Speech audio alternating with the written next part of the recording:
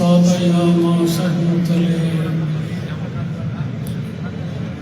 ಮಣ್ಣ ಕಣಕಣದಲ್ಲೂ ತಂಪು ತಣಿವುಗಳಿರಲಿ. ಒಲವಿ ನೊರತೆಯು ಎಂದೂ ಬತ್ತದಿರಲಿ. ಕಸವು ರಸವಾಗಿ ಬಾಳು ನಂದನವಾಗಿ. ಶ್ರೀ ಜಗದ್ಗುರು ರೇಣುಕರ ಕರುಣೆ, ಶ್ರೀ ಜಗದ್ಗುರು ರೇಣುಕರ ಕರುಣೆ ಹೊಳೆಯಾಗಿ ಹರಿದು ಬರಲಿ, ಹೊಳೆಯಾಗಿ ಹರಿದು ಬರಲಿ, ಹೊಳೆಯಾಗಿ ಹರಿದು ಬರಲಿ. ದಾವಣಗೆರೆ ಮಹಾನಗರದ ಶ್ರೀಮದ್ ಅಭಿನವ ರೇಣುಕ ಮಂದಿರದ ಶ್ರೀ ರಂಭಾಪುರಿ ಜಗದ್ಗುರು ವೀರಗಂಗಾಧರ ಮಂಗಲ ಭವನದಲ್ಲಿ ಸಂಘಟಿಸಿದಂಥ ವೀರಶೈವ ಪೀಠಾಚಾರ್ಯರ ಹಾಗೂ ಶಿವಾಚಾರ್ಯರ ಸಂಘ ಸಮ್ಮೇಳನದಲ್ಲಿ ದಿವ್ಯ ಸಾನ್ನಿಧ್ಯವನ್ನು ಅಲಂಕರಿಸಿ ತಮ್ಮೆಲ್ಲರಿಗೂ ಶುಭಾಶೀರ್ವಾದ ಸಂದೇಶವನ್ನು ದಯಪಾಲಿಸಿದಂಥ ಶ್ರೀಮದ್ ಉಜ್ಜಯಿನಿ, ಶ್ರೀ ಹಿಮವತ್ಕೇದಾರ, ಶ್ರೀ ಶ್ರೀಶೈಲ ಮತ್ತು ಶ್ರೀ ಕಾಶಿ ಜಗದ್ಗುರುಗಳ ಪಾದಪದ್ಮಗಳಲ್ಲಿ ಭಕ್ತಿಯ ಪ್ರಣಾಮಗಳನ್ನು ಸಲ್ಲಿಸಿ ಸಮಾರಂಭದಲ್ಲಿ ಪಾಲ್ಗೊಂಡಿರುವ ಯಡಿಯೂರು ಮುಕ್ತಿ ಮಂದಿರ, ಬಾರ್ಸಿ, ಎಮ್ಮಿಗನೂರು ಶ್ರೀಗಳನ್ನು ಮೊದಲು ಮಾಡಿ ನಾಡಿನ ನಾನಾ ಭಾಗದಿಂದ ಆಗಮಿಸಿದಂಥ ನಮ್ಮೆಲ್ಲ ಶ್ರೀಗಳವರೇ, ಈ ಅಪೂರ್ವ ಸಮಾರಂಭವನ್ನು ಜ್ಯೋತಿ ಬೆಳಗಿಸಿ ಉದ್ಘಾಟಿಸಿದಂಥ ಅಖಿಲ ಭಾರತ ವೀರಶೈವ ಲಿಂಗಾಯತ ಮಹಾಸಭೆಯ ರಾಷ್ಟ್ರೀಯ ಅಧ್ಯಕ್ಷರಾದ ಡಾಕ್ಟರ್ ಶಾಮನೂರು ಶಿವಶಂಕರಪ್ಪನವರೇ,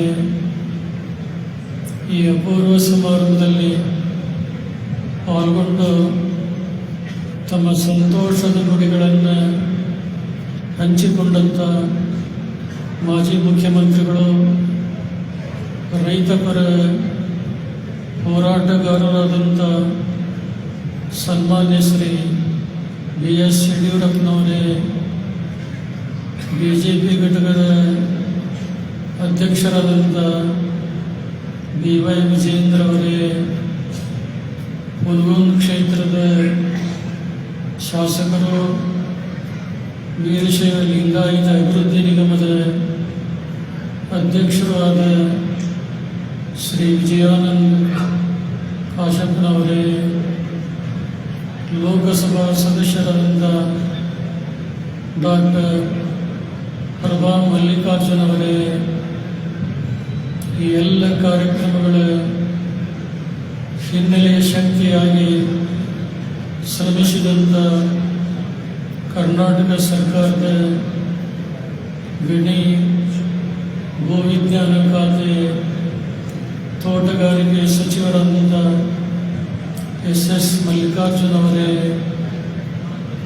ವೇದಿಕೆ ಮೇಲಿರುವಂಥ ಎಲ್ಲ ಗೌರವಾನ್ವಿತ ಗಣ್ಯರೇ, ಸುದ್ದಿ ಮಾಧ್ಯಮದ ಎಲ್ಲ ಪ್ರತಿನಿಧಿಗಳವರೇ, ಸಮಾರಂಭದಲ್ಲಿ ಪಾಲ್ಗೊಂಡಿರುವ ಶ್ರದ್ಧಾವಂತ ಧರ್ಮಾಭಿಮಾನಿಗಳೇ, ತಾಯಂದಿರೇ ಮತ್ತು ಮಕ್ಕಳೇ, ದಾವಣಗೆರೆ ಇತಿಹಾಸದಲ್ಲಿ ಒಂದು ಅಪೂರ್ವವಾದಂಥ ಅವಿಸ್ಮರಣೀಯ ಸಮಾರಂಭ ನಡೆದಿರುವಂಥದ್ದು ಎಲ್ಲರಿಗೂ ಸಂತೋಷವನ್ನು ತಂದಿದೆ. ಈ ಈಗಾಗಲೇ ಆ ವಿಚಾರವಾಗಿ ಆಗಮಿಸಿದಂಥ ಗಣ್ಯರಾಗಲಿ, ಮಾತನಾಡಿದಂಥ ಶ್ರೀಗಳಾಗಲಿ, ಪೀಠಗಳ ಜಗದ್ಗುರುಗಳಾಗಲಿ ಮನ ತುಂಬಿ ಭಾವ ತುಂಬಿ ತಮ್ಮ ಹರ್ಷವನ್ನು ವ್ಯಕ್ತಪಡಿಸಿದ್ದಾರೆ. ಕರ್ನಾಟಕದ ಮಧ್ಯವರ್ತಿಯಾದಂಥ ದಾವಣಗೆರೆ ನಗರದಲ್ಲಿ ಇವತ್ತು ಈ ಅಭಿನವ ರೇಣುಕಾ ಮಂದಿರದಲ್ಲಿ ಏನು ಐತಿಹಾಸಿಕವಾದಂಥ ಸಮಾರಂಭ ನಡೀತಾ ಇದೆ. ಈ ಸ್ಥಾನ ಸಾಮಾನ್ಯವಾದಂಥ ಸ್ಥಾನ ಅಲ್ಲ. ಇದು ಶಿವಾನಂದ ಜಗದ್ಗುರುಗಳು ಪಾದ ವಿನ್ಯಾಸ ಮಾಡಿದಂಥ ಪುಣ್ಯಭೂಮಿ.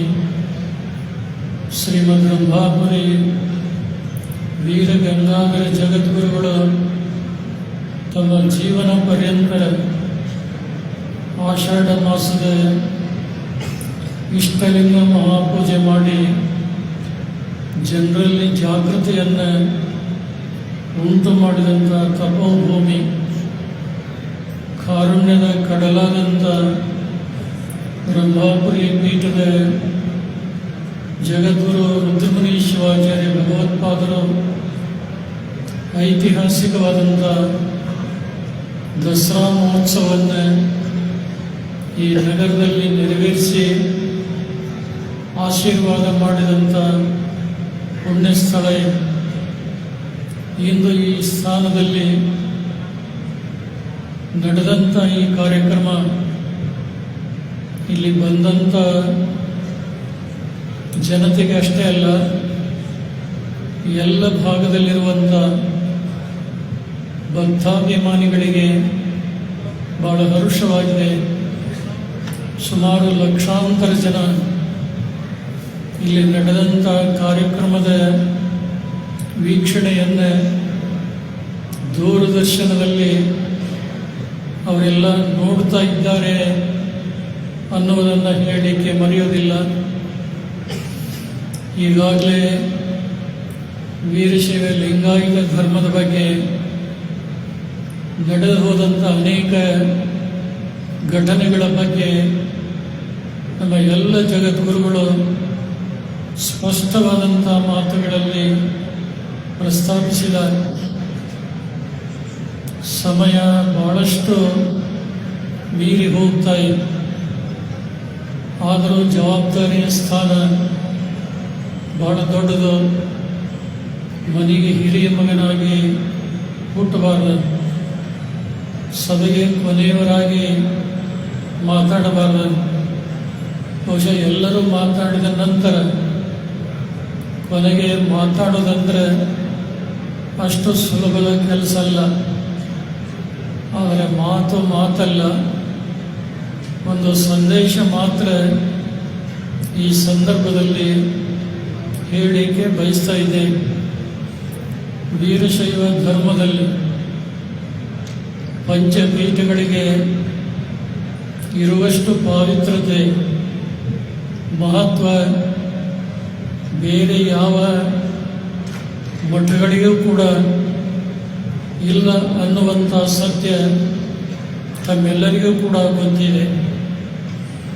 ಶ್ರೀ ಜಗದ್ಗುರು ಪಂಚಪೀಠಾಧೀಶ್ವರರನ್ನು ದರ್ಶನ ಮಾಡಿದರೆ ಸಾಕ್ಷಾತ್ ಭಗವಂತನನ್ನು ದರ್ಶನ ಮಾಡಿದಂಥ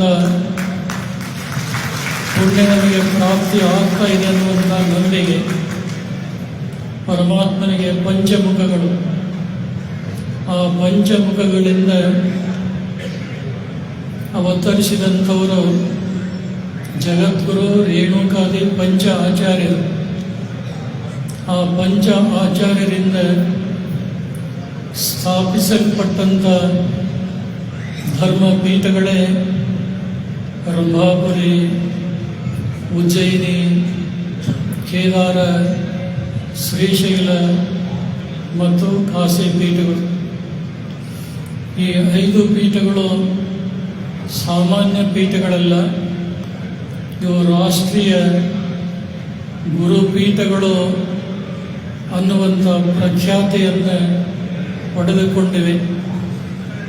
ಈ ಮೂಲ ಪೀಠಗಳು ಇರುವಂಥ ಪ್ರದೇಶಗಳನ್ನು ನೋಡಿದಾಗ ಹಿಮಾಲಯದಿಂದ ಹಿಡಿದು ಈ ದಕ್ಷಿಣದವರೆಗೆ ಈ 5 ಪೀಠಗಳು ನೆಲೆಗೊಂಡಿದ್ದನ್ನು ನಾವು ಕಾಣ್ತೇವೆ. ವೀರಶೈವರು ಇರಲಾರದೆ ಇರುವಂಥ ಸ್ಥಳಗಳಲ್ಲಿ ಈ ಧರ್ಮಪೀಠಗಳು ಸ್ಥಾಪನೆಗೊಂಡ, ಅಂದರೆ ಪೂರ್ವದ ಆಚಾರ್ಯರು ಜಾತಿ ಮತ ಪಂಥಗಳ ಗಡಿಯನ್ನು ಮೀರಿ ಒಂದು ಭಾವೈಕ್ಯತೆಯನ್ನು, ಸರ್ವ ಜನಾಂಗದ ಜನತೆಯನ್ನು ಉದ್ಧಾರ ಮಾಡಲಿಕ್ಕೆ ಉತ್ತರಾಂಚಲದಲ್ಲಿ ಕೇದಾರ ಪೀಠ, ಉತ್ತರ ಪ್ರದೇಶದಲ್ಲಿ ಕಾಶಿ ಪೀಠ, ಮಧ್ಯಪ್ರದೇಶದಲ್ಲಿ ಉಜ್ಜಯಿನಿ ಪೀಠ, ಅಲ್ಲಿ ನೆರೆಹಾವಳಿಯ ತೊಂದರೆ, ಪರಕೀಯರ ಆಕ್ರಮಣದಿಂದಾಗಿ ಜಗದ್ಗುರು ರೇವಣಸಿದ್ಧರ ಆದೇಶದಂತೆ ಜಗದ್ಗುರು ಮರಳುಸಿದ್ದೇಶ್ವರರು ಹಿಂದಿನ ಬಳ್ಳಾರಿ ಜಿಲ್ಲೆ, ಇವತ್ತಿನ ವಿಜಯನಗರ ಜಿಲ್ಲೆಯ ಕೊಟ್ಟೂರು ತಾಲೂಕಿನ ಪಕ್ಕದಲ್ಲಿ ಉಜ್ಜಯಿನಿಯಲ್ಲಿ ಸದ್ಧರ್ಮ ಪೀಠವನ್ನು ಸ್ಥಾಪಿಸಿದ್ದನ್ನು ಕಾಣ್ತೇವೆ. ಆಂಧ್ರ ಪ್ರದೇಶದಲ್ಲಿ ಶ್ರೀಶೈಲ ಪೀಠ ವಿರಾಜಮಾನವಾಗಿದೆ. ಕರ್ನಾಟಕದ ಕಾಶ್ಮೀರ ಅಂತ ಕಂಗೊಳಿಸುವಂಥ ಚಿಕ್ಕಮಗಳೂರು ಜಿಲ್ಲೆ ಭದ್ರಾ ನದಿಯ ದಂಡೆ ಮೇಲೆ ರಂಭಾಪುರಿ ಪೀಠವನ್ನು ಜಗದ್ಗುರು ರೇಣುಕಾಚಾರ್ಯರು ಸ್ಥಾಪನೆಯನ್ನು ಮಾಡಿ ಇಡೀ ಮಾನವ ಕುಲಕೋಟಿಗೆ ಮಾನವೀಯ ಆದರ್ಶ ಮೌಲ್ಯಗಳನ್ನು ಪ್ರತಿಪಾದನೆ ಮಾಡಿ ಸಮಾಜವನ್ನು, ಜನರನ್ನು ಉದ್ಧರಿಸಿದಂಥ ಇತಿಹಾಸವನ್ನು ಕಾಣ್ತೇವೆ. ಅಸ್ಪೃಶ್ಯರ ಉದ್ಧಾರ ಆಗಿರಲಿ, ಮಹಿಳೆಯರಿಗೆ ಧಾರ್ಮಿಕವಾದಂಥ ಸ್ವಾತಂತ್ರ್ಯ ತಂದು ಕೊಟ್ಟಿರುವುದಾಗಲಿ, ಪೂರ್ವದ ಆಚಾರ್ಯರು ಮಾಡಿರುವುದನ್ನು ನಾವ್ಯಾರೂ ಕೂಡ ಮರೀಲಿಕ್ಕಾಗುವುದಿಲ್ಲ. ವೀರಶೈವ ಧರ್ಮದ ವಿಶ್ವ ಬಂಧುತ್ವದ ತತ್ವ ಸಿದ್ಧಾಂತಗಳನ್ನು ಕಂಡು ಮಾರು ಹೋಗಿ 12ನೇ ಶತಮಾನದಲ್ಲಿ ಬಸವಣ್ಣನವರನ್ನು ಮೊದಲು ಮಾಡಿ ಅನೇಕ ಶರಣ ಸಮುದಾಯ ಈ ಪವಿತ್ರವಾದಂಥ ಧರ್ಮವನ್ನು ಸ್ವೀಕರಿಸಿ ಅದರಂತೆ ನಡೆದು ತಮ್ಮ ಹಿಂದೆ ಬಂದಂಥ ಎಲ್ಲ ಜನಸಮುದಾಯವನ್ನು ಸನ್ಮಾರ್ಗಕ್ಕೆ ಕರೆತರುವಂಥ ಪ್ರಾಮಾಣಿಕ ಪ್ರಯತ್ನವನ್ನು ಮಾಡಿದರು. ಆದರೆ ಇವತ್ತಿನ ಕಲಿಕಾಲದಲ್ಲಿ ಈ ಧರ್ಮ ಇವತ್ತು ಜಾತಿಗಳ ಹೆಸರಿನಲ್ಲಿ ಛಿದ್ರಗೊಂಡು ಹೋಗ್ತಾ ಇರುವಂಥದ್ದು ನೋವನ್ನು ಉಂಟು ಮಾಡ್ತಾ ಇದೆ. ಇವನಾರವನೆಂದೆನಿಸದೆ ನಮ್ಮವನೆಂದೆನಿಸಯ್ಯ, ಕೂಡಲ ಸಂಗಮ ದೇವ ನಿಮ್ಮ ಮನೆಯ ಮಗನೆಂದೆನಿಸಯ್ಯ ಅನ್ನುವಂಥ ಮಾತನ್ನು ಭಕ್ತಿ ಭಂಡಾರಿ ಬಸವಣ್ಣವರು ಹೇಳಿದರು. ಆದರೆ ಇವತ್ತು ಬಸವಣ್ಣನವರ ಹೆಸರಿನಲ್ಲಿ ಕೆಲಸ ಮಾಡುವಂಥ ಕೆಲವು ಮಠಾಧೀಶರು ವೀರಶೈವರೇ ಬೇರೆ, ಲಿಂಗಾಯತರೇ ಬೇರೆ, ಅವರಿಗೆ ಯಾವುದೇ ಸಂಬಂಧ ಇಲ್ಲ ಅನ್ನುವಂಥ ಕಂದಕವನ್ನು ಕೆಲವರು ಹುಟ್ಟು ಹಾಕ್ತಾ ಇದ್ದಾರೆ. ಇದು ನಿಜವಾಗಿ ಶಾಸ್ತ್ರದ ಪರಿಜ್ಞಾನ ಬೆಳೆದುಕೊಂಡು ಬಂದಂಥ ಪರಂಪರೆ, ಅದರ ತಿಳಿವು ಇಲ್ಲದ್ದಕ್ಕೆ, ಅರಿವು ಆದರ್ಶಗಳು ಇಲ್ಲದ್ದಕ್ಕೆ ಇಂಥ ಘಟನೆಗಳು ಸಮಾಜದಲ್ಲಿ ನಡೀತಾದ.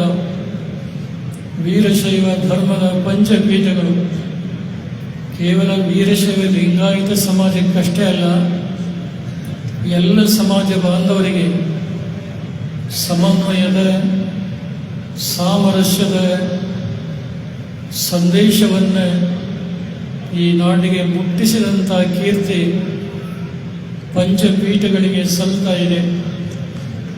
ಶ್ರೀಮದ್ ಬ್ರಹ್ಮಾಪುರಿ ವೀರ ಗಂಗಾಧರ ಜಗದ್ಗುರುಗಳು ಮಾನವ ಧರ್ಮಕ್ಕೆ ಜಯವಾಗಲಿ, ಧರ್ಮದಿಂದಲೇ ವಿಶ್ವಕ್ಕೆ ಶಾಂತಿ ಅನ್ನುವಂಥ ದೂರದರ್ಶಿತ್ವದ ಭಾವೈಕ್ಯತೆಯ ಸಂದೇಶವನ್ನು ಈ ನಾಡಿಗೆ ಅವರು ಕೊಟ್ಟರು. ಅವರು ಬರೆದಂಥ ಮಾನವ ಧರ್ಮ ಗೀತೆಯಲ್ಲಿ ರೇಣುಕರನ್ನು ಸ್ಮರಿಸಿ ಕೈಬಿಡಬಹುದಾಗಿತ್ತು. ಆದರೆ ಸರ್ವಧರ್ಮ ಸಮನ್ವಯ ಪರಮಾಚಾರ್ಯರಂಥ ಅವರು ರೇಣುಕ, ಶಂಕರ, ಮಧ್ವ, ರಾಮಾನುಜ, ಬುದ್ಧ, ಮಹಾವೀರ, ನಾನಕ, ಯೇಸು, ಕ್ರಿಸ್ತ ಪೈಗಂಬರ ಹೊರೆದ ಸನಾತನ ಧರ್ಮಕ್ಕೆ ಜಯವಾಗಲಿ ಅನ್ನುವಂಥ ಮಾತನ್ನವರು ಹೇಳಿ ಪ್ರಾಚೀನ ಆಚಾರ್ಯರ ಹೆಸರುಗಳೊಂದಿಗೆ ಜಾಗತಿಕ ಪ್ರವಾದಿಗಳ ಹೆಸರುಗಳನ್ನು ಸಂಯುಕ್ತಗೊಳಿಸಿ ಸಾಮರಸ್ಯ ಬೆಳೆಸಲಿಕ್ಕೆ ಶ್ರಮಿಸಿದ್ದನ್ನು ನಾವು ಯಾರೂ ಕೂಡ ಮರೀಲಿಕ್ಕಾಗೋದಿಲ್ಲ. ಮುಂದುವರೆದ ಅದೇ ಮಾನವ ಧರ್ಮಗೀತೆಯಲ್ಲಿ ಇನ್ನೊಂದು ಮಾತನ್ನು ಹೇಳಿದರು. ಬಸವಾದಿ ಶರಣರು ಹೊಸದು ಪಾಲಿಸಿ ತೋರ್ದ ಹೆಸರಾಂತ ಕವಿಗಳು ಉಸಿದ ಪರಾತ್ಪರ ಧರ್ಮಕ್ಕೆ ಜಯವಾಗಲಿ. ಜಗದ್ಗುರು ರೇಣುಕಾದಿ ಪಂಚಾಚಾರ್ಯರು ಸಂಸ್ಥಾಪಿಸಿದಂಥ ವೀರಶೈವ ಧರ್ಮದ ತತ್ವ ತಳಹದಿಯ ಮೇಲೆ 12ನೇ ಶತಮಾನದಲ್ಲಿ ಬಸವಣ್ಣನವರು ಈ ಧರ್ಮವನ್ನು ಇನ್ನಷ್ಟು ಮತ್ತಷ್ಟು ಬೆಳೆಸುವಂಥ ಬಹುದೊಡ್ಡ ಕಾರ್ಯವನ್ನು ಮಾಡಿದರು. ಜಗದ್ಗುರು ರೇಣುಕಾದಿ ಪಂಚ ಆಚಾರ್ಯರು ಯುಗಮಾನ ಪುರುಷರಾಗಿ ಸಮಾಜಕ್ಕೆ ಮಾರ್ಗದರ್ಶನ ನೀಡಿದರೆ, ಶತಮಾನ ಪುರುಷರಾಗಿ ಬಸವಾದಿ ಶಿವಶರಣರು ಪೂರ್ವದ ಆದರ್ಶಗಳನ್ನು ಉಳಿಸಿ ಬೆಳೆಸಿಕೊಂಡು ಬಂದರೆ ಹೊರತು ಹೊಸದಾದಂಥ ಯಾವುದೇ ಪಂಥವನ್ನಾಗಲಿ ಯಾವುದೇ ಪಂಗಡವನ್ನಾಗಲಿ ಮಾಡಲಿಲ್ಲ ಅನ್ನುವಂಥ ಸತ್ಯ ಇವತ್ತು ಎಲ್ಲರೂ ಕೂಡ ಅರಿಯಬೇಕಾಗಿದೆ. ಬಸವಾದಿ ಶಿವಶರಣರ ಸಾಮಾಜಿಕ ಚಿಂತನೆಗಳನ್ನು ನಮ್ಮೆಲ್ಲ ಪಂಚಪೀಠದ ಜಗದ್ಗುರುಗಳು ಸಮಯ ಸಂದರ್ಭಾನುಸಾರ ತಮ್ಮ ಆಶೀರ್ವಚನದಲ್ಲಿ ಹೇಳ್ತಾರೆ. ಆದರೆ ಬಸವಣ್ಣನವರ ಹೆಸರನ್ನು ಹೇಳುವಂಥ ಇನ್ನೊಂದು ವರ್ಗದ ಜನ ಯಾವತ್ತೂ ಕೂಡ ರೇಣುಕಾದಿ ಪಂಚ ಆಚಾರ್ಯರ ಹೆಸರನ್ನು ಹೇಳದೆ ಕೇವಲ ಶರಣರ ಚಿಂತನೆಗಳನ್ನಷ್ಟೇ ಹೇಳುತ್ತಾರೆ. ಬಹುಶಃ ಇದು ಬಹಳ ತಪ್ಪು. ವೀರಶೈವ ಅನ್ನುವಂಥದ್ದು ಸೈದ್ಧಾಂತಿಕವಾದಂಥ ಪದ, ಶಾಸ್ತ್ರೀಯವಾದಂಥ ಪದ. ಲಿಂಗಾಯತ ಅನ್ನುವಂಥದ್ದು ರೂಢಿಯಿಂದ ಬಂದಿರುವುದೇ ಹೊರತು ಬೇರೇನೂ ಕೂಡ ಅಲ್ಲ. 12ನೇ ಶತಮಾನದ ಶರಣರ ವಚನಗಳಲ್ಲಿ ಲಿಂಗಾಯತ ಪದಕ್ಕಿಂತ ವೀರಶೈವ ಅನ್ನುವಂಥ ಪದವೇ ಹೆಚ್ಚು ಹೆಚ್ಚು ಬಳಸಿದ್ದನ್ನು ನಾವು ನೋಡ್ತೇವೆ. ಆದರೆ ಈ ರಾಜ್ಯದಲ್ಲಿ ಕೆಲವರು ಈ ಭೇದ ಭಾವನೆಗಳನ್ನು, ಕಂದಕಗಳನ್ನು ಸೃಷ್ಟಿ ಮಾಡುವಂಥ ಜನ ಇದ್ದಾರೆ. ಅಂಥವರ ಮಾತುಗಳಿಗೆ ಬೆಲೆಯನ್ನು ಕೊಡುವಂಥ ಅವಶ್ಯಕತೆ ಇಲ್ಲ. ವೀರಶೈವ ಧರ್ಮದ ಅಷ್ಟಾವರಣ, ಪಂಚಾಚಾರ, ಷಟಸ್ಥಲಗಳ ಆದರ್ಶಗಳು ಏನದಾವು ಅವುಗಳನ್ನು ಪರಿಪಾಲಿಸಿಕೊಂಡು ನಮ್ಮ ಧರ್ಮ ಸಂಸ್ಕೃತಿಯನ್ನು ಪುನರುತ್ಥಾನಗೊಳಿಸುವಂಥ ಸತ್ಯ ಸಂಕಲ್ಪ ಎಲ್ಲರದೂ ಕೂಡ ಆಗಬೇಕಾಗಿದೆ. ಹಿಂದಿನ ನಮ್ಮ ಪೂರ್ವಜರು ಬಹಳ ಕಷ್ಟಪಟ್ಟು ಈ ಧರ್ಮ ಸಂಸ್ಕೃತಿಯನ್ನು ಉಳಿಸಿ ಬೆಳೆಸಿದ್ದಾರೆ. ಆದರೆ ಇವತ್ತಿನ ಆಧುನಿಕ ಕಾಲದ ಯುವ ಜನಾಂಗ ಬಹುಶಃ ದಾರಿಯಲ್ಲಿ ಅವರು ನಡೀತಾ ಇಲ್ಲ. ಕೇವಲ ಅಧಿಕಾರ ಹಣಕ್ಕಾಗಿ ಕವಲು ಮಾರ್ಗದಲ್ಲಿ ಸಾಗ್ತಾ ಇರುವಂಥದ್ದು ಈ ಧರ್ಮಕ್ಕೆ ದೊಡ್ಡ ಪೆಟ್ಟು. ಅದಕ್ಕೆ ಬೆಳೆಯುವಂಥ ಯುವ ಜನಾಂಗಕ್ಕೆ ವೀರಶೈವ ಲಿಂಗಾಯತ ಧರ್ಮದ ಸಂಸ್ಕಾರ ಮತ್ತು ಅರಿವು ಆದರ್ಶಗಳನ್ನು ಅವರಿಗೆ ಮನವರಿಕೆ ಮಾಡಿಕೊಡುವಂಥ ಕೆಲಸ ಮಾಡಬೇಕಾಗಿದೆ. ವೀರಶೈವ ಧರ್ಮದ ಪಂಚಪೀಠಗಳು ಭೌತಿಕ ಸಂಪತ್ತನ್ನು ಗಳಿಸಬೇಕು ಅನ್ನುವಂಥ ಹವ್ಯಾಸಕ್ಕೆ ಬಲಿಯಾಗದೆ ಭಕ್ತರ ಬಾಳನ್ನು ಹಸನಗೊಳಿಸುವ ಉದ್ದೇಶದಿಂದ ನಿರಂತರವಾಗಿ ಧರ್ಮ ಪ್ರಸಾರದಲ್ಲಿ ನಡೀತಾ ಇರುವುದನ್ನು ತಾವೆಲ್ಲ ನೋಡ್ತಾ ಇದ್ದೀವಿ. ಈ ಪಂಚಪೀಠಗಳ ಎಲ್ಲ ಶಾಖಾ ಮಠಗಳು ಅವು ಒಂದಿಲ್ಲ ಒಂದು ಪಂಚಪೀಠದ ಶಾಖಾ ಮಠಕ್ಕೆ ಸಂಬಂಧಪಟ್ಟಂಥ ಮಠಗಳೇ ಹೊರತು ಬೇರೆ ಬೇರೆ ಅಲ್ಲ. ಅದಕ್ಕೆ ಪೀಠಾಚಾರ್ಯರ ಮತ್ತು ಶಿವಾಚಾರ್ಯರ ಸಂಬಂಧ ತಾಯಿ ಮಕ್ಕಳ ಸಂಬಂಧ ಇದೆ. ಈ ಸಂಬಂಧ ಹಿಂದೆಂದಿಗಿಂತಲೂ ಇಂದಿನ ದಿನಮಾನಗಳಲ್ಲಿ ಅದು ಬಹಳಷ್ಟು ಬಂಧುರವಾಗಿ ಮುಂದುವರಿಸಿಕೊಂಡು ಬರುವಂಥ ಅವಶ್ಯಕತೆ ಇದೆ. ಸಣ್ಣ ಪುಟ್ಟ ವಿಚಾರಗಳನ್ನು ದೊಡ್ಡದು ಮಾಡಿ ಅವಾಂತರಕ್ಕೆ ಕಾರಣ ಆಗದೆ ಸಾರಾಸಾರ ವಿಚಾರವನ್ನು ಮಾಡಿ ಸನ್ಮಾರ್ಗದಲ್ಲಿ ನಡೀಲಿಕ್ಕೆ ಏನು ಸಾಧ್ಯತೆ ಆ ದಾರಿಯಲ್ಲಿ ನಡೆಯುವಂಥ ಪ್ರಾಮಾಣಿಕ ಪ್ರಯತ್ನ ಮಾಡಬೇಕಾಗಿದೆ. 16 ವರ್ಷಗಳಿಂದ ಒಂದೇ ವೇದಿಕೆಯಲ್ಲಿ ಪಂಚಪೀಠದ ಜಗದ್ಗುರುಗಳು ಸೇರಿಲ್ಲ ಅನ್ನುವಂಥ ಒಂದು ದೊಡ್ಡ ಅಪವಾದ ಇತ್ತು. ಪೀಠಗಳಲ್ಲಿ ಯಾವಾಗಲೂ ಭಾವನಾತ್ಮಕವಾದಂಥ ಪವಿತ್ರ ಭಾವನೆ ಸಂಬಂಧಗಳು ಇದ್ದೇ ಅದಾವೆ. ಆದರೆ ಕೆಲವು ಸಂದರ್ಭದಲ್ಲಿ ಕೆಲವು ಮಧ್ಯವರ್ತಿ ಜನರಿಂದ ಆ ಸಂಬಂಧಗಳಿಗೆ ಸ್ವಲ್ಪ ಮಂಕು ಕವಿದಿತ್ತು. ಈಗ ಆಕಾಶದಲ್ಲಿ ಬೆಳಗುವಂಥ ಸೂರ್ಯನಿಗೆ ಮೋಡಗಳು ಮುತ್ತಿಕ್ಕಿದಾಗ ಸೂರ್ಯ ಕಾಣೋದಿಲ್ಲ. ಹಾಗೆ ಕತ್ತಲೆ ಆವರಿಸಿದಾಗ ಪೀಠಗಳು ದೂರ ದೂರ ಇದ್ದಂಥ ಸಂದರ್ಭಗಳನ್ನು ತಾವು ಕಂಡಿದ್ದೀರಿ. ಅದಕ್ಕೆ ಹಲವಾರು ಆಂತರಿಕವಾದಂಥ ಸಮಸ್ಯೆಗಳಾಗಿರ್ಬೋದು, ಮನಸ್ಸಿನ ಮೇಲಾದಂಥ ಆಘಾತಗಳಾಗಿರ್ಬೋದು ಇರಬಹುದು.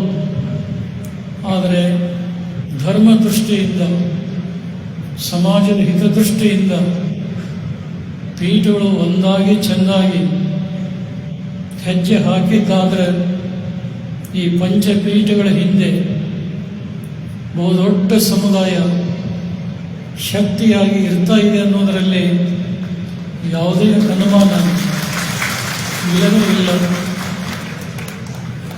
ಏನೋ ಪರಮಪೂಜ್ಯ ಗಂಗಾಧರ ಜಗದ್ಗುರುಗಳವರ, ಲಿಂಗೈಕ್ಯ ಉಜ್ಜಯಿನಿ ಜಗದ್ಗುರುಗಳವರ ಪ್ರೇರೇಪಣೆ ಆಯಿತು ನಮಗೆ. ಹಿಂದಿನ ಕಾಲದಲ್ಲಿ ಶಿವಾನಂದ ಜಗದ್ಗುರುಗಳ ಪಾಂಡಿತ್ಯ ಪ್ರತಿಭೆ, ಉಜ್ಜಯಿನಿ ಲಿಂಗೈಕ್ಯ ಸಿದ್ಧಲಿಂಗ ಜಗದ್ಗುರುಗಳ ತಪಶಕ್ತಿ, ಪಂಡಿತ್ ಕಾಶಿನಾಥ ಶಾಸ್ತ್ರಿಗಳವರ ಕ್ರಿಯಾಶೀಲ ಬದುಕು ವೀರಶೈವ ಪಂಚಪೀಠಗಳಿಗೆ ಈ ಧರ್ಮಕ್ಕೆ ಒಂದು ಶ್ರೇಷ್ಠತೆಯನ್ನು ತಂದು ಕೊಟ್ಟಿದ್ದು ಇತಿಹಾಸದ ಪುಟದಿಂದ ನಾವು ತಿಳಿತಾ ಇದ್ದೇವೆ. ಅವರ ನಂತರದಲ್ಲಿ ಆ ಜವಾಬ್ದಾರಿಯ ಕಾರ್ಯವನ್ನು ಭೂಲೋಕದ ಶಿವನಾಗಿ ಈ ನಾಡಿನಲ್ಲಿ ಸಂಚರಿಸಿದಂಥ ಶ್ರೀಮದ್ ರಂಭಾಪುರಿ ವೀರಗಂಗಾಧರ ಜಗದ್ಗುರುಗಳು ಗುರುಸ್ಥಳದ ಸಂಚಾಲಕರಾಗಿ ಜಗದ್ಗುರು ಪಂಚಾಚಾರ್ಯರನ್ನು ಹಳ್ಳಿ ಹಳ್ಳಿಗೆ ನಗರ ನಗರಕ್ಕೆ ಕರೆದುಕೊಂಡು ಹೋಗಿ ಜನಮಾನಸದಲ್ಲಿ ಎಂದೆಂದೂ ಮರೆಯದೇ ಇರುವಂಥ ಸ್ವಾಭಿಮಾನವನ್ನು ಬೆಳೆಸಿದಂಥ ಪ್ರೇರೇಪಣೆಗೆ ಡಾಕ್ಟರ್ ಶಾಮನೂರು ಶಿವಶಂಕರಪ್ಪನವರು ಕಾರಣ ಅಂತ ಹೇಳಿದರೆ ತಪ್ಪಾಗಲಾರದು. ಮೇ 2ನೇ ತಾರೀಕಿಗೆ ಅವರ ಮನೆಯಲ್ಲಿ ಪೂಜೆ ಇದ್ದಾಗ ದೇವರ ಮನೆಯಲ್ಲಿ ನಮ್ಮ ಪಾದವನ್ನು ಮೇಲೆ ಎತ್ತಿ ತಮ್ಮ ತಲೆಯ ಮೇಲೆ ಇಟ್ಕೊಂಡು ಪ್ರಾರ್ಥನೆ ಮಾಡಿದರು. ಬುದ್ಧ ಈ ಸಮಾಜಕ್ಕೆ ಮಾರ್ಗದರ್ಶನ ನೀಡಬೇಕಾದಂಥ ಪೀಠಗಳು ಒಬ್ಬರಿಗೊಬ್ಬರು ದೂರ ಆದರೆ ನಮ್ಮ ವೀರಶೈವ ಲಿಂಗಾಯತ ಸಮಾಜದ ಗತಿ ಏನು? ಅದಕ್ಕೆ ನೀವೆಲ್ಲ ಒಂದಾಗಿ ಮುಂದಿನ ಕೆಲಸ ನಾವು ಮಾಡ್ತೇವೆ ಅನ್ನುವಂಥ ಭರವಸೆಯ ಮಾತನ್ನು ಹೇಳಿದರು. ಅದು ಜಗತ್ತೊಳವರ ಮನಸ್ಸಿನ ಮೇಲೆ ಬಹಳ ಪರಿಣಾಮ ಆಯಿತು. ಬಹುಶಃ ಹಿಂದೆ ವೀರಶೈವ ಧರ್ಮದಿಂದ ಲಿಂಗಾಯತವನ್ನು ಒಡೆಯುವಂಥ ಸಂದರ್ಭ ಬಂದಾಗ ಶಾಮನೂರು ಶಿವಶಂಕರಪ್ಪನವರು ವೀರಶೈವ ಲಿಂಗಾಯತ ಎರಡೂ ಒಂದೇ ಅನ್ನುವಂಥ ಗಟ್ಟಿ ಧ್ವನಿಯನ್ನು ಎತ್ತಿದರು. ಆ ಸಂದರ್ಭದಲ್ಲಿ ಇಂದು ಈ ಸಮಾರಂಭದಲ್ಲಿ ಪಾಲ್ಗೊಂಡಂಥ BS ಯಡಿಯೂರಪ್ಪನವರು ಮಹಾಸಭೆ ಯಾವ ನಿರ್ಣಯಗಳನ್ನು ಕೈಗೊಳ್ತಾ ಇದೆ ಅದಕ್ಕೆ ನಮ್ಮ ಸಂಪೂರ್ಣವಾದಂಥ ಸಹಕಾರ ಇದೆ ಅಂತ ಗಟ್ಟಿಯಾಗಿ ಹೇಳಿದವರು BS ಯಡಿಯೂರಪ್ಪನವರು. ಬಹುಶಃ ಅವರು ಈ ನಾಡಿಗೆ ಯಾರೂ ಮಾಡದೇ ಇರುವಂಥ ಬಹುದೊಡ್ಡ ಕೊಡುಗೆಯನ್ನು ಅವರು ಕೊಟ್ಟರು. ಈ ರಾಜ್ಯದ ಇತಿಹಾಸದಲ್ಲಿ 4 ಸಲ ಈ ರಾಜ್ಯದ ಮುಖ್ಯಮಂತ್ರಿಗಳಾದರು. ಆದರೆ ದುರ್ದೈವದಿಂದ ಪರಿಪೂರ್ಣ ಅವಧಿಗೆ ಅವರಿಗೆ ಆಡಳಿತವನ್ನು ಮಾಡಲಿಕ್ಕೆ ವರಿಷ್ಠರು ಕೊಡಲಿಲ್ಲಲ್ಲ. ಅದರಿಂದ ಇಡೀ ಸಮಾಜಕ್ಕೆ ಆಘಾತ ಆಗಿರುವಂಥದ್ದು ತಮಗೆಲ್ಲ ಗೊತ್ತಿದೆ. ಹೀಗಾಗಿ ಕಳೆದ ಚುನಾವಣೆಯಲ್ಲಿ ಸಂಪೂರ್ಣ ಪಕ್ಷ ಹಿನ್ನಡೆ ಆಯಿತು.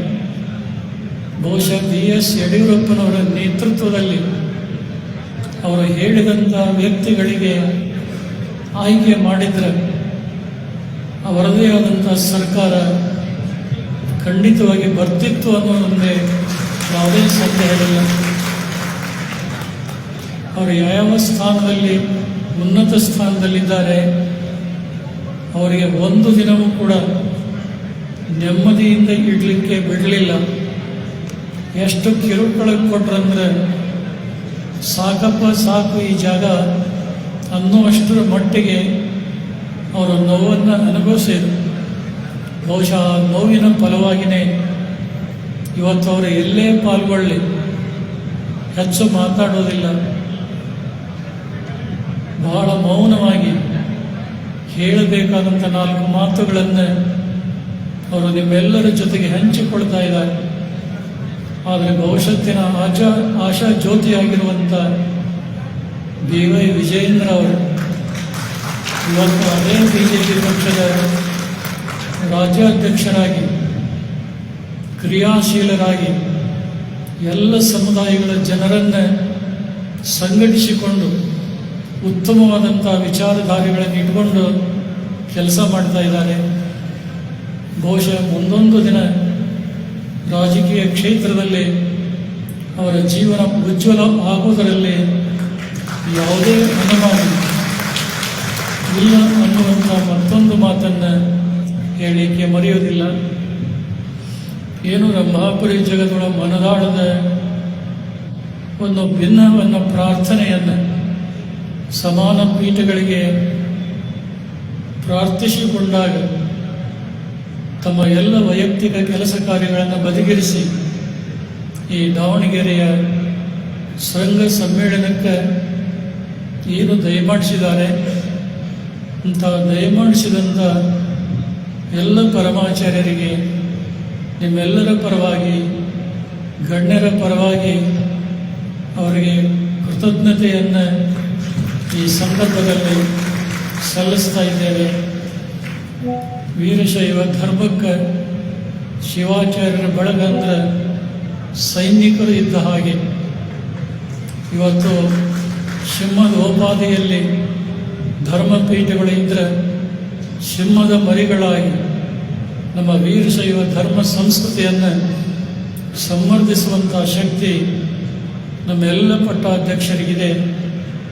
ಆ ಪಟ್ಟಾಧ್ಯಕ್ಷರು ಕೂಡ ರಚನಾತ್ಮಕವಾದಂಥ ಕ್ರಮಬದ್ಧತೆಯಲ್ಲಿ ನಮ್ಮ ಆದರ್ಶ ಪರಂಪರೆಯನ್ನು ಮೈಗೂಡಿಸಿಕೊಂಡು ಕೆಲಸ ಮಾಡಿದರೆ ಅಸಾಧ್ಯ ಅನ್ನುವಂಥದ್ದು ಯಾವುದೂ ಕೂಡ ಇಲ್ಲ. ನಾವು ಈ ಸಮಾರಂಭದ ಒಂದು ಪವಿತ್ರ ವೇದಿಕೆಯಿಂದ ಪಂಚಪೀಠಾಧೀಶ್ವರಲ್ಲಿ ಸದ್ಯಕ್ಕೆ ಶ್ರೀಮದ್ ಕಾಶಿ ಜಗದ್ಗುರು ಡಾಕ್ಟರ್ ಚಂದ್ರಶೇಖರ ಶಿವಾಚಾರ್ಯ ಭಗವತ್ಪಾದರು ವಯಸ್ಸಿನಿಂದಲೂ ಹಿರಿಯರು, ಪಾಂಡಿತ್ಯದಿಂದಲೂ ಹೆಚ್ಚಿನ ಬಲವುಳ್ಳಂಥವರು. ಇವತ್ತು ಪಂಚಪೀಠಗಳ ಒಂದು ಸಂಚಾಲಕತ್ವವನ್ನು ವಹಿಸಿಕೊಂಡು ಮಾರ್ಗದರ್ಶನ ನೀಡಿದರೆ ಬಹುಶಃ ಈ ಧರ್ಮಕ್ಕೆ ಇನ್ನಷ್ಟು ಉಜ್ವಲ ಭವಿಷ್ಯ ಇದೆ ಅಂತ ನಾವು ಭಾವಿಸ್ತಾ ಇದ್ದೇವೆ. ಬಹುಶಃ ಕಾಶಿ ಜಗತ್ತೊಳಾಗಲಿ, ಶ್ರೀಶೈಲ ಜಗತ್ತೊಳಾಗಲಿ, ಉಜ್ಜಯಿನಿ ಜಗತ್ತೊಳಾಗಲಿ ಅಂಥ ಜವಾಬ್ದಾರಿಯ ಕೆಲವು ಮಾತುಗಳನ್ನು ರಂಭಾಪುರಿ ಜಗದೊಳರ ಮೇಲೆ ಹೊರಿಸಿದರು. ಅವರು ಹೊರಿಸಿದ್ದು ನಾವು ಸಂತೋಷ ಪಡ್ತೇವೆ. ಆದರೆ ಹೊರಿಸಿದಂಥ ಈ ಹೊರೆ ಒಬ್ಬರ ಮೇಲೇ ಬೇಡ, ಸಮಾನವಾಗಿ ಜವಾಬ್ದಾರಿ ಹೊತ್ತು ನಾವೆಲ್ಲ ಕೆಲಸ ಮಾಡಿದರೆ ಜನರು ಏನು ಅಸಾಧ್ಯ ಅಂತ ತಿಳ್ಕೊಂಡಿದ್ದಾರೆ ಅದನ್ನು ಸಾಧ್ಯ ಮಾಡಿ ತೋರಿಸ್ತೀವಿ ಅನ್ನುವಂಥ ಮಾತನ್ನು ಈ ಸಂದರ್ಭದಲ್ಲಿ ಹೇಳಬೇಕಾಗ್ತಾ ಇದೆ. ಬೇರೆ ಮಠಗಳಿಗಿರುವಷ್ಟು ರಾಜಕೀಯ ಪ್ರಾತಿನಿಧ್ಯ ವೀರಶೈವ ಪಂಚಪೀಠಗಳಿಗೆ ಇಲ್ಲ. ಯಾರು ಇವತ್ತು ನಮ್ಮ ನಾಯಕರನ್ನು ಮುತ್ಸದ್ದಿಗಳನ್ನು ಟೀಕೆ ಟಿಪ್ಪಣಿಗಳನ್ನು ಮಾಡ್ತಾರಲ್ಲ, ಅಂಥ ಮಠಗಳಿಗೆ ಸಿಗುವಷ್ಟು ರಾಜಕೀಯ ಪ್ರೋತ್ಸಾಹ ನಿಜವಾದ ಧರ್ಮಪೀಠಗಳಿಗೆ ಭಕ್ತರ ಮೇಲೆ ಕಳಕಳಿಯಿಂದ ಕಾರ್ಯ ಮಾಡುವಂಥ ಪೀಠಗಳ ಮೇಲೆ ಲಕ್ಷ್ಯ ಇಲ್ಲ. ಒಂದು 4ನೇ ಭಾಗ ರೂಪಾಯಿದಲ್ಲಿ 4ನೇ ಭಾಗ ನಮ್ಮ ಸಮಾಜದ ರಾಜಕಾರಣಿಗಳು ಮೂಲ ಧರ್ಮಪೀಠಗಳ ಕಡೆಗೆ ಲಕ್ಷ್ಯ ಕೊಟ್ಟರೆ ಏನೆಲ್ಲವನ್ನು ಮಾಡಲಿಕ್ಕೆ ಸಾಧ್ಯ ಇದೆ ಅನ್ನೋದನ್ನು ಹೇಳಲಿಕ್ಕೆ ಮರೆಯೋದಿಲ್ಲ. ಇವತ್ತು ಹುನಗುಂದ ಕ್ಷೇತ್ರದ ಶಾಸಕರು, ಮೇಲಾಗಿ ವೀರಶೈವ ಲಿಂಗಾಯತ ಅಭಿವೃದ್ಧಿ ನಿಗಮ ಯಡಿಯೂರಪ್ಪನವರ ಕಾಲದಲ್ಲಿ ಆ ನಿಗಮವನ್ನು ಹುಟ್ಟು ಹಾಕಿ 500 ಕೋಟಿ ರೂಪಾಯಿ ಮೀಸಲಿಟ್ಟಿದ್ದು. ಆದರೆ ಅವರು ಆ ಸ್ಥಾನ ಬಿಟ್ಟ ನಂತರದಲ್ಲಿ ಕೊಟ್ಟಂಥ ಹಣವನ್ನು ಕಿತ್ತುಕೊಂಡ್ರು. ಅಷ್ಟು ಕೊಡಲಿಲ್ಲ, ಕಮ್ಮಿ ಮಾಡಿದರು. ಮತ್ತು ಹಿಂದಿನ ಸರ್ಕಾರ ಕೊಟ್ಟಂಥ ಅನುದಾನ ಎಲ್ಲ ಬಂದ್ ಮಾಡಿದರು. ಹೋಗಲಿ, ಅದು ಬೇಡ ನಮಗೆ. ಇವತ್ತು ಅದೇ ವೀರಶೈವ ಅಭಿವೃದ್ಧಿ ನಿಗಮದ ಅಧ್ಯಕ್ಷರಾಗಿ ವಿಜಯಾನಂದ ಕಾಶ್ಯಪ್ನವರು ಈ ಸಮಾರಂಭದಲ್ಲಿ ಪಾಲ್ಗೊಂಡು ಬೀಜ ಮಾತುಗಳನ್ನು ಮಾತನಾಡಿದ್ದಾರೆ. ಬಹುಶಃ ಅವರ ತಂದೆ SR ಕಾಶ್ಯಪ್ನವರು ಸಣ್ಣ ಕೈಗಾರಿಕೆ ಸಚಿವರಾಗಿದ್ದರು. ಕೂಡಲ ಸಂಗಮದ ಇತಿಹಾಸದಲ್ಲಿ ಹಿಂದೆಂದೂ ಪಂಚಪೀಠದ ಜಗದ್ಗುರುಗಳು ಅಲ್ಲಿ ದಯಮಾಡಿಸಿದ್ದಿಲ್ಲ. ಬಹುಶಃ ಐತಿಹಾಸಿಕವಾದಂಥ ಅಡ್ಡಪಲ್ಲಕ್ಕಿ ಮಹೋತ್ಸವ ಮಾಡಿ, ಸರ್ವಧರ್ಮ ಸಮ್ಮೇಳನ ಮಾಡಿ, ಸಾಮೂಹಿಕ ವಿವಾಹ ಸಮಾರಂಭ ನೆರವೇರಿಸಿದಂಥ ಕೀರ್ತಿ SR ಕಾಶ್ಯಪ್ನವರಿಗೆ ಆ ಗೌರವ ಸಂತ. ಇವತ್ತು ಅದೇ ಅವರ ದಿಟ್ಟತನ ವಿಜಯಾನಂದ್ ಕಾಶ್ಯಪ್ನವರಲ್ಲಿಯೂ ಕೂಡ ಇದೆ. ಅವರು ಇವತ್ತು ಈ ಸಮಾರಂಭದಲ್ಲಿ ಮಾತನಾಡಿದಂಥ ಮಾತುಗಳು, ಪಂಚಪೀಠಗಳ ಮೇಲಿಟ್ಟಿರುವಂಥ ಅಭಿಮಾನ ಶ್ರದ್ಧೆ ಯಾವುದೇ ಶಬ್ದದಿಂದ ವರ್ಣನೆಯನ್ನು ಮಾಡಲಿಕ್ಕಾಗೋದಿಲ್ಲ. ಏನೋ ಅವರು ಕೂಡಲ ಸಂಗಮದಲ್ಲಿ ಮತ್ತೊಮ್ಮೆ ಪಂಚಪೀಠಾಧೀಶ್ವರನ್ನು ದಯಮಾಡಿಸಿಕೊಂಡು ಒಂದು ಬೃಹತ್ ಸಮಾರಂಭ ಮಾಡಬೇಕು ಅಂತ ಇಚ್ಛಪಟ್ಟಾರಲ್ಲ, ಆ ಇಚ್ಛಾ ನಮ್ಮೆಲ್ಲ ಪರಮಾಚಾರ್ಯರು ಮನ್ನಿಸಿ ಒಂದು ಸೂಕ್ತವಾದಂಥ ಸಮಯವನ್ನು ಕಲ್ಪಿಸಿ ಕೊಡ್ತೇವೆ ಅನ್ನುವಂಥ ಭರವಸೆಯನ್ನು ನಾವು ಹೇಳ್ತೇವೆ. ಮತ್ತು ಕಲಬುರಗಿಯಿಂದ ಬಂದಂಥ ಕಡಗಂಚಿಯ ಶ್ರೀ ವೀರಭದ್ರ ಶಿವಾಚಾರ್ಯ ಸ್ವಾಮಿಗಳು ಕಲಬುರಗಿಯಲ್ಲಿ ಮತ್ತು ರಾಯಚೂರಿನಲ್ಲಿ, ಆಂಧ್ರದಲ್ಲಿ ಜಗದ್ಗುರು ಪಂಚಪೀಠಾಧೀಶ್ವರರ ಒಂದು ಶುಭಾಗಮನ ನಾವು ಮಾಡಿಕೊಳ್ತೇವೆ ಅನ್ನುವಂಥ ಮಾತುಗಳನ್ನು ಏನು ಹೇಳಿದರು. ಇದೇ ರೀತಿ ನಾಡಿನ ಉದ್ದಗಲಕ್ಕೂ ಇರುವಂಥ ಧರ್ಮಾಭಿಮಾನಿಗಳು ಪಂಚಪೀಠದ ಜಗದ್ಗುರುಗಳನ್ನು ಒಂದೇ ವೇದಿಕೆಯಲ್ಲಿ ಕಂಡು ಆಶೀರ್ವಾದ ಪಡ್ಕೊಂಡ್ರೆ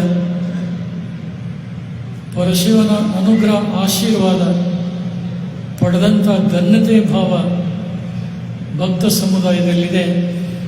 ಅದು ಮುಂದಿನ ದಿನಗಳಲ್ಲಿ ಸಾಕಾರಗೊಳ್ಳುವುದರಲ್ಲಿ ಯಾವುದೇ ಸಂದೇಹ ಇಲ್ಲ ಅನ್ನುವಂಥ ಮಾತನ್ನು ಹೇಳಿ, ಕೇದಾರ ಜಗದರು ತಮ್ಮ ಸಂದೇಶ ಮೊದಲೇ ಕೊಟ್ಟು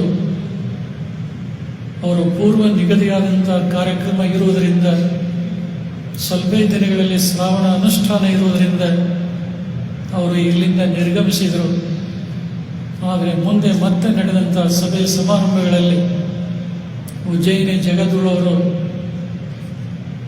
ಅಲ್ಲಿಗೆ ಹೋಗಿ ಏನು ಮಾತನಾಡಿದ್ರು ಅದು ಅವರ ಅಂತರಾತ್ಮಕ್ಕೆ ಗೊತ್ತಿದೆ. ಅವರ ಇಚ್ಛಾನುಸಾರ ನಾವು ಮತ್ತೆ ಸೇರಿ ಎಲ್ಲವನ್ನ ತಿಳಿಗೊಳಿಸಿ ವೀರಶೈವ ಲಿಂಗಾಯತ ಧರ್ಮವನ್ನು ಕಟ್ಟಿ ಬೆಳೆಸುವಂಥ ಗುರು ಪರಂಪರೆಯ ಆದರ್ಶ ಮೌಲ್ಯಗಳನ್ನು ಜನಮನದಲ್ಲಿ ತುಂಬುವಂಥ ಕೆಲಸ ಮಾಡ್ತೇವಂತ ಏನು ಹೇಳಿದರು, ಅದನ್ನು ನಾವೆಲ್ಲರೂ ಕೂಡ ಸ್ವಾಗತಿಸ್ತಾ ಇದ್ದೇವೆ. ಮತ್ತು ಈ ದಾವಣಗೆರೆಯ ಶೃಂಗ ಸಮ್ಮೇಳನಕ್ಕೆ ಜಗದೀಶ್ ಶೆಟ್ಟರ್ ಅವರು, ಶಂಕರ್ ಬಿದರಿ ಅವರು, BY ವಿಜಯೇಂದ್ರ ಅವರು ಮತ್ತು ವಿಜಯಾನಂದ್ ಕಾಶ್ಯಪ್ನವರು, ರೇಣುಕಾಚಾರ್ಯರವರು, ಇವರೆಲ್ಲರೂ ಕೂಡ ಆಗಮಿಸಿ ಈ ಸಮಾರಂಭಕ್ಕೊಂದು ವಿಶೇಷವಾದಂಥ ಮೆರಗನ್ನು ತಂದು ಕೊಟ್ಟಿದ್ದಾರೆ. ಬಹುಶಃ BS ಯಡಿಯೂರಪ್ಪನವರು ಅವರು ಅಧಿಕಾರದಲ್ಲಿ ಇರಲಿ ಇಲ್ಲದೇ ಇರಲಿ, ವಿಧಾನ ಪರಿಷತ್ತಿನ ಸದಸ್ಯರಿಂದ ಹಿಡಿದು ಅವರು ಶಾಸಕರಾಗಿದ್ದಾಗ, ಉಪಮುಖ್ಯಮಂತ್ರಿಗಳಾಗಿದ್ದಾಗ, ಸಂಸದರಾಗಿದ್ದಾಗ, ಮತ್ತು ರಾಜ್ಯದ ಮುಖ್ಯಮಂತ್ರಿಗಳಾಗಿದ್ದಾಗ ರಂಭಾಪುರಿ ಜಗದ್ಗುರುವರಾಗಲಿ, ಪಂಚಪೀಠದ ಜಗದ್ಗುರುಗಳ ಒಂದು ಕರೆ ಬಂತು ಅಂದರೆ ಆ ಸಮಾರಂಭಕ್ಕೆ ಒಪ್ಪಿಕೊಂಡು ಸಮಾರಂಭಕ್ಕೆ ಬರುವುದಷ್ಟೇ ಅಲ್ಲ, ಸಮಾರಂಭ ಮುಗಿಯುವ ತನಕ ಕುಳಿತುಕೊಳ್ಳುವಂಥ ಒಬ್ಬ ರಾಜಕಾರಣಿ ಯಾರಾದರೂ BS ಯಡಿಯೂರಪ್ಪನವರು. ಈ ವಯಸ್ಸಿನಲ್ಲೂ ಕೂಡ ಅವರು ಕುಂತು ಎಲ್ಲ ಜಗದ್ಗುರುವರ ಅನಿಸಿಕೆಗಳನ್ನು ತಿಳ್ಕೊಂಡು ಹರ್ಷ ಪಡ್ತಾ ಇದ್ದಾರೆ. ಕೇವಲ ಇದು ಸಂತೋಷ ಪಡುವಂಥ ಸಮಾರಂಭ ಅಲ್ಲ, ನಾವು ನೀವೆಲ್ಲ ಆತ್ಮಾವಲೋಕನ ಮಾಡಿಕೊಂಡು ಹಿಂದೆ ನಡೆದಂಥ ಘಟನೆಗಳು ಏನಾದರೂ ಆಗಿ ಹೋಗಿರಲಿ, ಮುಂದೆ ಹಾಗೆ ಆಗದಂತೆ ಎಚ್ಚರಿಕೆ ವಹಿಸಿ ಸಮಾಜವನ್ನು, ಧರ್ಮವನ್ನು ಕಟ್ಟಿ ಬೆಳೆಸುವಂಥ ಸಂಕಲ್ಪ ಎಲ್ಲರದೂ ಆದರೆ ಈ ಶೃಂಗ ಸಮ್ಮೇಳನ ಮಾಡಿದ್ದು ಕೂಡ ಸಾರ್ಥಕಗೊಳ್ತಾ ಇದೆ ಅನ್ನುವಂಥ ಮಾತನ್ನು ಇಲ್ಲಿ ಪ್ರಸ್ತಾಪಿಸಿ, ಇಲ್ಲಿ ಇರ್ತಕ್ಕಂಥ ದಾವಣಗೆರೆ ನಗರದ ಪತ್ರಿಕಾ ಪ್ರತಿನಿಧಿಗಳಾಗಲಿ, ದೃಶ್ಯ ಮಾಧ್ಯಮದವರಾಗಲಿ, ಇಲ್ಲಿ ಪ್ರಸಾರಪಡಿಸುವಷ್ಟು ಬೇರೆ ಕಡೆ ನಾವು ಎಲ್ಲಿಯೂ ಕೂಡ ಕಾಣೋದಿಲ್ಲ. ಈಗಾಗಲೇ ದೂರದರ್ಶನದವರು ಇಲ್ಲಿ ನಡೆದಂಥ ಕಾರ್ಯಕ್ರಮದ ನೇರವಾದಂಥ ಪ್ರಸಾರ ಎಲ್ಲ ಟಿ ವಿಗಳಲ್ಲಿ ಪ್ರಸಾರ ಆಗ್ತಾ ಇದೆ. ಬಹುಶಃ ಲಕ್ಷಾಂತರ ಜನ ನೋಡಿ ಖುಷಿ ಪಡ್ತಾ ಇದ್ದಾರೆ. ಎಷ್ಟೋ ಸಂದೇಶಗಳು ಬರ್ತಾ ಇದ್ದಾವೆ. ಮತ್ತು ಪತ್ರಿಕಾ ಪ್ರತಿನಿಧಿಗಳು ಕೂಡ ಹೇಳಿದಂಥ ಎಲ್ಲ ನಾಯಕರ ಜಗತ್ತು ಕೊಟ್ಟಂಥ ಸಂದೇಶಗಳನ್ನು ಭಾಳಷ್ಟು ಅರ್ಥಪೂರ್ಣವಾಗಿ ಯಾರ ಮನಸ್ಸಿಗೂ ನೋವಾಗದೆ, ಸತ್ಯವನ್ನು ಮರೆಮಾಚದೆ, ಸಂಘಟನೆ ಸಾಮರಸ್ಯವನ್ನು ಗಮನದಲ್ಲಿಟ್ಟುಕೊಂಡು ಆ ಎಲ್ಲ ಸಂದೇಶವನ್ನು ಈ ನಾಡಿನ ಜನತೆಗೆ ಮುಟ್ಟಿಸ್ತಾರೆ ಅನ್ನೋದರಲ್ಲಿ ಯಾವುದೇ ಸಂದೇಹ ಇಲ್ಲ. ತೋಟಗಾರಿಕೆ, ಗಣಿ ಮತ್ತು ಭೂವಿಜ್ಞಾನ ಸಚಿವರಾದಂಥ ಎಸ್ ಮಲ್ಲಿಕಾರ್ಜುನ ಅವರು ಮತ್ತು ಅವರ ಧರ್ಮಪತ್ನಿ ಸಂಸದೆ ಡಾಕ್ಟರ್ ಪ್ರಭಾ ಮಲ್ಲಿಕಾರ್ಜುನ ಅವರು ಈ ಕಾರ್ಯಕ್ರಮದ ಯಶಸ್ವಿಗೆ ಬಹಳ ಶ್ರಮವಹಿಸಿ ಕೆಲಸ ಮಾಡಿದ್ದಾರೆ. ಬಹುಶಃ ಎಲ್ಲ ದಿನಪತ್ರಿಕೆಗಳಲ್ಲಿ ಒಬ್ಬ ವ್ಯಕ್ತಿ ಜಾಹೀರಾತು ಕೊಟ್ಟು ಇಡೀ ಕರ್ನಾಟಕದ ಜನ ನೋಡುವಂಥ ಕೆಲಸ ಮಾಡಿದ್ದಾರೆ. ಬಹುಶಃ ಅದೆಲ್ಲ ಜವಾಬ್ದಾರಿ ಅವ್ರ ಹೊತ್ತು ಹಿಂದೆಂದೂ ಇಷ್ಟು ಜಾಹೀರಾತು ಕೊಟ್ಟು ಪ್ರಸಾರ ಮಾಡಿದಂಥ ಸಂದರ್ಭಗಳನ್ನು ನಾವು ಕಂಡಿದ್ದಿಲ್ಲ. ಆದರೆ ಎಲ್ಲ ಪತ್ರಿಕೆಗಳಲ್ಲಿ ಜಾಹೀರಾತು ಮತ್ತು ಸುದ್ದಿನೂ ಕೂಡ ವಿಶೇಷವಾಗಿ ವರದಿ ತಲೆಬರದ ಮೂಲಕ ಈ ನಾಡಿಗೆ ಮುಟ್ಟಿಸಿದಂಥ ಶ್ರೇಯಸ್ಸು ಕೂಡ ನಮ್ಮ ಮಾಧ್ಯಮ ಬಳಗಕ್ಕೆ ಸಲ್ತಾ ಇದೆ ಅನ್ನುವಂಥ ಮಾತನ್ನು ಈ ಸಂದರ್ಭದಲ್ಲಿ ಹೇಳಿ ಹೆಚ್ಚು ಹೇಳುವಂಥ ಅವಶ್ಯಕತೆ ಇಲ್ಲ. ಮತ್ತು ಈ ಪವಿತ್ರ ಸಮಾರಂಭದಲ್ಲಿ ಮಹಾಸಭೆಯ ರಾಷ್ಟ್ರೀಯ ಪ್ರಧಾನ ಕಾರ್ಯದರ್ಶಿಗಳು ಮತ್ತು ಕರ್ನಾಟಕ ಸರ್ಕಾರದ ಅರಣ್ಯ ಖಾತೆ ಸಚಿವರಾದ ಈಶ್ವರ ಖಂಡ್ರೆ ಅವರು ಕೂಡ ಪಾಲ್ಗೊಂಡು ತಮ್ಮ ಸಂತೋಷವನ್ನು ವ್ಯಕ್ತಪಡಿಸಿ ಹೋಗಿದ್ದಾರೆ. ಮತ್ತು ಈ ಶೃಂಗ ಸಮ್ಮೇಳನದ ಸೇವಾ ಸಮಿತಿಯವರು ಈಗಾಗಲೇ ಉಜ್ಜಯಿನಿ ಜಯದವರು ಎಲ್ಲ ಹೆಸರನ್ನು ಹೇಳಿದ್ದಾರೆ. ಆ ಎಲ್ಲ ಗಣ್ಯರು ಕೂಡ ಬಹಳ ವಿಶೇಷವಾಗಿ ಮುತುವರ್ಜಿ ವಹಿಸಿ ಈ ಕಾರ್ಯವನ್ನು ಯಶಸ್ವಿಗೊಳಿಸಿದ್ದಾರೆ. ಅವರಿಗೂ ಕೂಡ ಈ ಸಂದರ್ಭದಲ್ಲಿ ಶುಭವನ್ನು ಹಾರೈಸಿ ಈ ಅಪೂರ್ವ ಸಮಾರಂಭದಲ್ಲಿ ಸಮ್ಮಿಲಿತರಾದಂಥ ತಮ್ಮೆಲ್ಲರಿಗೆ, ವೇದಿಕೆ ಮೇಲಿರುವಂಥ ಗಣ್ಯರಿಗೆ, ಕಾರ್ಯಕ್ರಮದ ಎಲ್ಲ ಸಂಘಟಕರಿಗೆ, ಪರಮದಯಾಳು ಪಾರ್ವತಿ ಪರಮೇಶ್ವರರು, ಜಗದಾದಿ ಜಗದ್ಗುರು ರೇಣುಕಾದಿ ಪಂಚಾಚಾರ್ಯರು, ಕ್ಷೇತ್ರನಾಥ ವೀರಭದ್ರ ಸ್ವಾಮಿ, ನಿಮ್ಮೆಲ್ಲರ ಕುಲದೈವ ತಮಗೆಲ್ಲ ಆಯುಷ್ಯ, ಆರೋಗ್ಯ, ಭಾಗ್ಯ, ಸುಖ ಸಂಪದಗಳನ್ನು ಕೊಡಲಿ ಅಂತೇಳಿ ಹಾರೈಸಿ ಈ ಸಂದೇಶಕ್ಕೆ ವಿರಾಮ ಕೊಡ್ತಾ ಇದ್ದೇವೆ. ಶಿವಭಯ ದಯಮಾಡಿ